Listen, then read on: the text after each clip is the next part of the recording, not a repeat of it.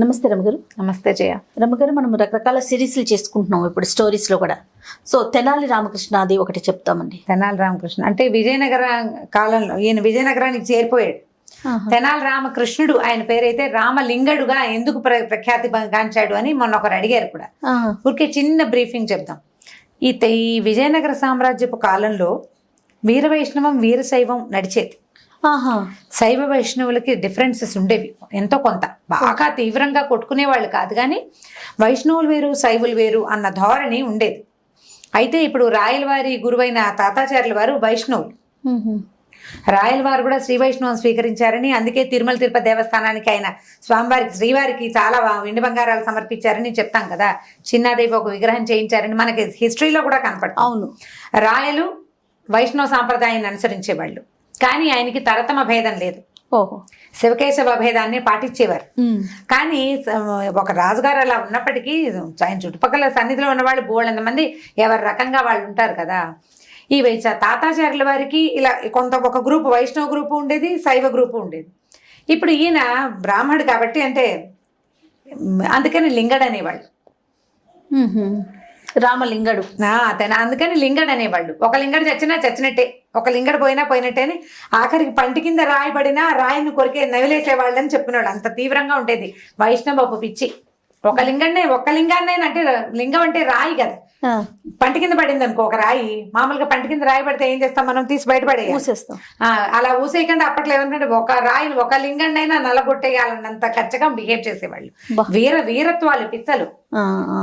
అలాంటి మాటల్లో భాగంగానే మన తెలుగు వాళ్ళు పుట్టించిందే అయ్యుంటుంది బహుశా. ఈ రామకృష్ణుడిని రామలింగడంట మొదలు పెట్టారు. ఓకే, తెనాలి ఇంటి పేరండి? తెనాలి వాళ్ళ ఇంటి పేరు గారపాటి లాంటిది ఏదో ఇంటి పేరు ఆయనది. గారపాటి రామన్న మంత్రో ఏదో ఈయన తండ్రి పేరు.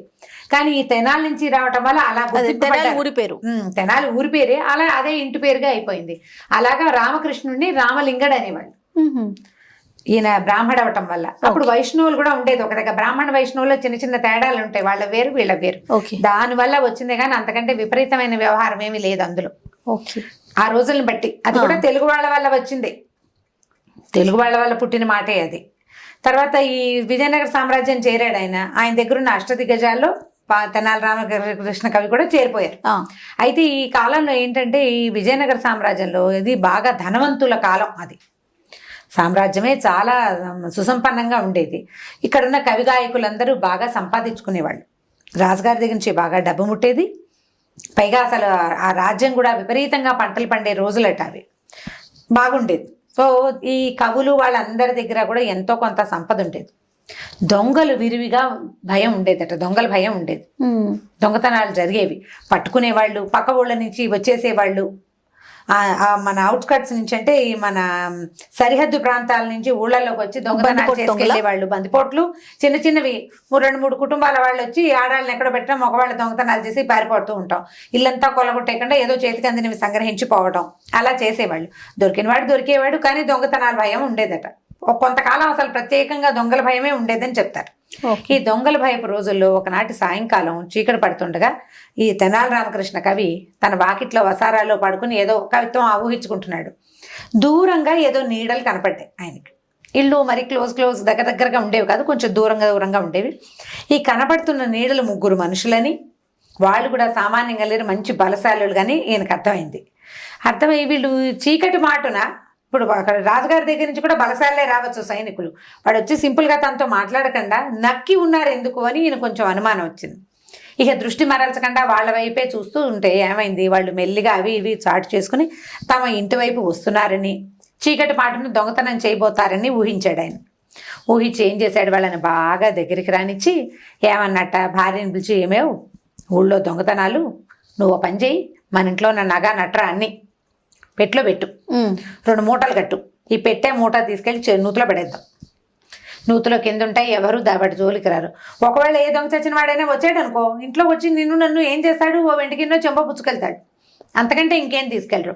నగా నట్రా రాయల వారు మొన్న ఇచ్చారు చూడు వజ్రాల హారాలు, అవన్నీ పెట్టు చక్కగా ఉంటాయి. అట్లా నూతులో పడేసి ఉంటాయి. మనకు రేపొద్దున అవసరమైనప్పుడు నూతులంచి ఏముంది, గాలం వేస్తే వస్తుంది, నూతులంచి తీసుకోవడం సులువు కదా. నుయ్యికి ప్రవాహం కాదు, లోతుగా ఉంటుంది. అడుగున పడిన వస్తువు అడుగునే పడి ఉంటుంది. బాగుంది కదా ఐడియా. సరే ఆవిడేమంది, ఏదో గట్టి మాట్లాడబోయింది. చివరికి ఇంతలో కొడుకు కూడా రామలింగ గారి కొడుకు కూడా పెద్దవాడే. ఆ అబ్బాయి ఆయన ఏదో డిస్కషన్ పెట్టారు.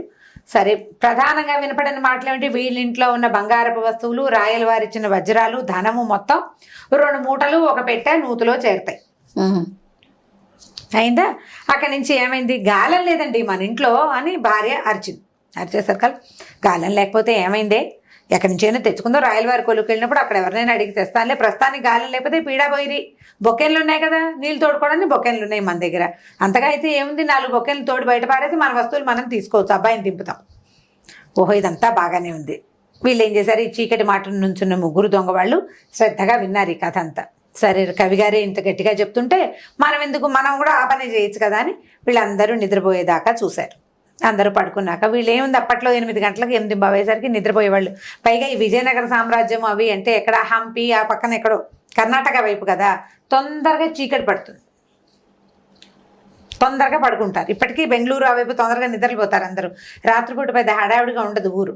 సరే, ఎవరి దారిని వాళ్ళు పడుకున్నారు. వీళ్ళు ఏం చేశారు, చల్లగా చేరులోకి చేరారు. వెనక్కి చేరిన తర్వాత ఏం చేశారు, నీళ్లు చూస్తే నూతిలోకి అడుగున ఎక్కడో ఉన్నాయి. నూతిలోకి చీకటి మాటను దిగితే పైకి రావద్దు, పగటి పూట దిగాలి నూతుల్లో దిగేటప్పుడు. ఎందుకంటే ఈ నూతి వరల సందుల్లో అప్పుడప్పుడు పాములు ఉంటాయి,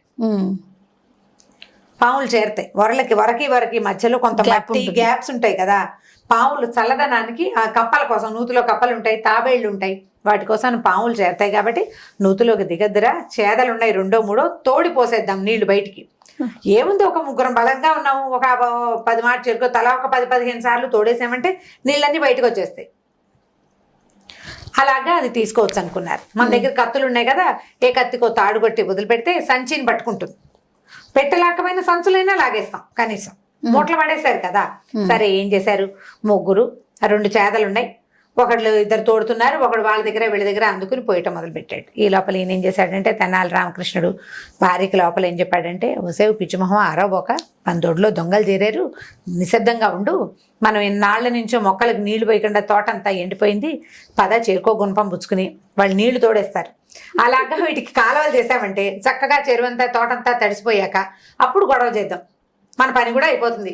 ఇప్పుడు 2 పని వాళ్ళని తేవాలంటే ఎంత ఖర్చు, రూపాయి ఖర్చు అవ్వకుండా చక్కగా నీళ్ళకి నీళ్ళు, తోటకి తడిసిపోతుంది, దొంగల్ని పట్టుకున్న ప్రతిభ కూడా మనకే, ఆ పురస్కారం కూడా మనకే దొరుకుతుందని భార్యకి చెప్పాడు. 2 గంటలు పడుకుని నిద్ర లేచేశారు. 8:30కి నిద్రపోయారు, 10:30కి నిద్ర లేచారు. నీళ్లు దొడుతున్నారు, దొడ్డంతా నీళ్లు పడుతున్నాయి. ఓ పక్కన చెప్తా మీద పోస్తుంటే తోటలోకి వచ్చేస్తుంటాయి కదా, మట్టి మీదకి వస్తాయి. వీళ్ళిద్దరు ఏం చేశారు, చేరుకో గుణపం పట్టుకుని చక్కగా తమకు కావలసిన చెట్ల వైపుకి దారులు తీయటం మొదలుపెట్టారు నిదానంగా. మెల్లిగా ఈ నీళ్ళు ఏముంది, నీరు పళ్ళం ఎరుగు, నిజం దేవుడు ఎరుగని చెప్తామా, నీళ్ళు పైన ఎక్కడ పోసినా పళ్ళం ఏ పక్కన ఉంటే వెళ్ళిపోతాయి. చల్లగా ఈ కాలువలు వెంబడి ఆ తోట ముందు ఉన్నది, వెనకున్నది, పక్కన ఉన్నది అన్ని మొత్తం మొక్కలన్నీ తడిసినాయి. తెల్లవారుజాముతో కోడి కోతలు వినపడ్డం మొదలుపెట్టినాయి. తెల్లవారుజామున కోళ్ళు కూస్తాయి కదా, కోడి ఏమంటే కోడి కూస్తుందంటే, కుస్తే కూసింది లేవే, యువతల చెట్లు కూడా ఉన్నాయి, ఈ చెట్లు కూడా తడిసాక అప్పుడు పిలుద్దాము అని చెప్పి అవతల చెట్లు కూడా తడిసేదాకా చేశారు. తడిసి వీళ్ళు తోడతారు, ఎన్ని నీళ్లు తోడినా నుయ్యితలో నుంచి నీళ్లు వస్తూనే ఉన్నాయి. ఎంతసేపు బొక్కెని కిందకి వెళ్ళినా నేల తగులుతోంది కానీ ఏమి డబ్బాలు పెట్టెలు తగలట్లే. మధ్య మధ్యలో కత్తి వేసి చూస్తున్నారు, కత్తికి తాడుగట్టి కింద వదులుతున్నారు. ఈ కత్తులు అంటే మన మామూలు కరవాలాలు కాదు, ఈ మన కోత కత్తులు ఉంటాయి కదా, రౌండ్ గా ఉంటుంది, అర్థచంద్రాకారంలో కొడవలి అంటే వరిచేలు కోసేది. అవును, దానికి ఏంటంటే కొంచెం ఇట్లా వంకీగా ఉంటుంది కదా, ఏదైనా ఒక వస్తువుని పట్టుకుంటే అలాగా లాక్కోవచ్చు అనుకున్నారు. నాకు రైతు ప్రోగ్రాం భలే ఉపయోగపడుతుంది, పేర్లు తెలిసినాయి. ఈ కొడవలు వేసి చూస్తున్నారు, ఏమీ ప్రయోజనం లేదు. ఇక తోడలేక జబ్బలు పీకులు వస్తున్నాయి, నీళ్లు పోతున్నాయి కానీ ఎక్కడికి పోతున్నాయి తెలియదు, నీళ్ళని పోతున్నాయి, ఇదేమీ బయటికి రాదు. సరే, ఏమైంది, కొంచెం బాగా తూర్పు తెల్లవారుతుండగానే ఈయన లబోదిబాను పెద్ద పెద్ద కేకలు పెట్టాడు. ఎవరో మా తోటంతా తడిపేశారు, ఎవరో దుర్మార్గులు, ఇన్ని నీళ్లు మా తోటలో నూతులు నీళ్లు దొంగతనం చేయడానికి వచ్చినట్టున్నారు అని కేకలు పెట్టేసరికి చుట్టుపక్కల వాళ్ళంతా జరగదు. ఏమిటండి కవి గారు అంటే, వాకిట్లో ఏమో వీళ్ళిద్దరూ అడ్డంగా నుంచున్నారు, పారిపోవడానికి వీలు లేదు. అన్ని వాకిల నుంచి, వాకిల వైపు నుంచే కదా జనం లోపలికి వచ్చేది. ఏంటండి కవి గారు అంటే, ఎవరో తెలియదండి, తెల్లవార్లు మా తోటంతా తడిపేశారు దుర్మార్గులు, ఎవరో చూడండి అంటే, నూతులోకి దిగి దాక్కోవడానికి కూడా అవకాశం లేదు, తూర్పు తెల్లవారిపోయింది.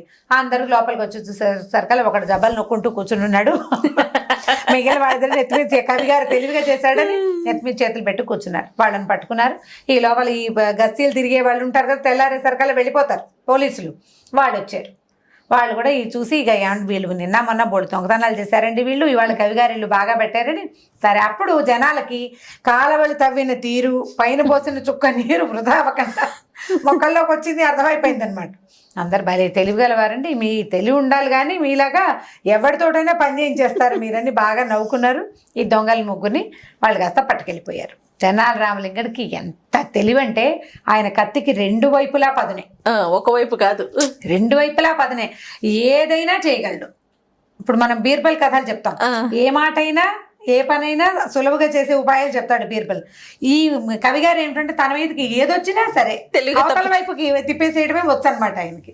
చాలా సింపుల్ గా తోటలో మా పని వారం దాకా నీళ్లు పోయక్కర్లేదు, వారం తర్వాత ఎవడో దొరుకుతాడు బకరా అనుకుంటూ అందరు నవ్వుకుంటూ పోయారనమాట. కథ కంచికి మనం ఇంటికి. సూపర్, చాలా బాగుంది రమ్మగారు. ఇలాంటిది ఇంకొక చిన్న కథ, అపాయంలో ఉపాయం అని. ఒక ఆయన ఇంట్లో దొంగలు పడ్డారు. 2 దొంగలు, ఒక దొంగ పొదలో దాక్కున్నాడు. ఏం చేశాడు, భార్యని పిలిచాడు, ఏమే ఒక బకెట్ నీళ్ళు తోడమన్నట్ట. తీసుకున్నాడు, నోట్లో నీళ్ళు పోసుకుని ఫోన్ పొద మీద ఉమ్మేస్తున్నాడు. ఇక ఆవిడ తోడుతూనే ఉంది, ఉమ్మేస్తూనే ఉన్నాడు. 2 గంగాళాలు నీళ్లు తోడింది. ఇంకా కావాలంటే అట్ట.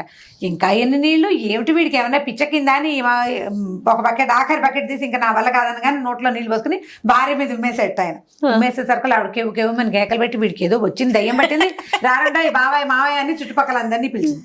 పిలిచేసరికి అందరూ చేరారు. అదేమిటంటే 2 గంగాళాలు నీళ్ళు తోడాను బాబాయ్, ఈ నోట్లో నీళ్ళు పోసుకున్నట్టే ఉన్నాడు, ఉమ్మేసినట్టే ఉన్నాడు, వీడికి దయ్యం పట్టింది అంటే, కాదండి 2 గంగాళాల నీళ్లు ఉమ్మేసిన కిక్కురు మనలేదండి ఈ పొదలో ఉన్నవాడు.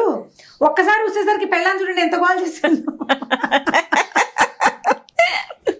భార్యమని ఇంత గోల్ చేసింది, 2 గంగాళాల నీళ్ళు ఉమ్మేసేవాడు అసలు మాట్లాడలేదండి. వాడికి ఎంత సహనం ఉందండి, అలాంటి వాడు కావాలనేసరికి పొదలో బయటకు వచ్చాడు.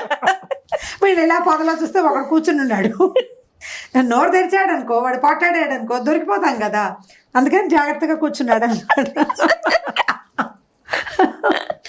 అపాయంలో ఉపాయం, ప్రమాదం వస్తే ఉపాయంగా మన వైపుకి తిప్పుకునే తెలివితేటలు అనమాట. ఈ చిన్న స్టోరీ కూడా చెప్పచ్చు, భార్యలను అనడానికి మంచి మార్గం అనమాట. వాళ్ళైతే కిక్కురుమంటారు, నిండేది ఇప్పుడు హోటల్కి వెళ్ళి తింటారు. వాడిని ఏదైనా అంటే వాడు హోటల్ వాడు కూర బాగుండలేదు, what is this nonsense అని నామడుమని ఆ ప్లేట్ విసిరేస్తే వాడు ఇంకో ప్లేట్ పట్టుకొస్తాడు, దానికి బిల్లు వేయకుండా సారీ సార్ అంటాడు. అదే మీ ఆ భార్యమని చేసుకుంటాడు, ఉప్పెక్కువైంది అని విసిరేస్తే ఆవిడ ఏం చేస్తుంది, చచ్చినా వండాలి నీ దిక్కు సార్ చెప్పుకోవాలి మానే అంతే ఇంకా. కాబట్టి వాళ్ళని సులువు, భార్యలను ఒప్పించడం కష్టం కదా. రైట్ రామ్ గారు, ఇంకొక స్టోరీతో మళ్ళీ కలుద్దాం తప్పకుండా. ఈ వీడియో కనుక మీకు నచ్చినట్లయితే లైక్ చేయండి, షేర్ చేయండి. మరిన్ని వీడియోస్ కోసం మా ఛానల్ని సబ్స్క్రైబ్ చేసుకోండి.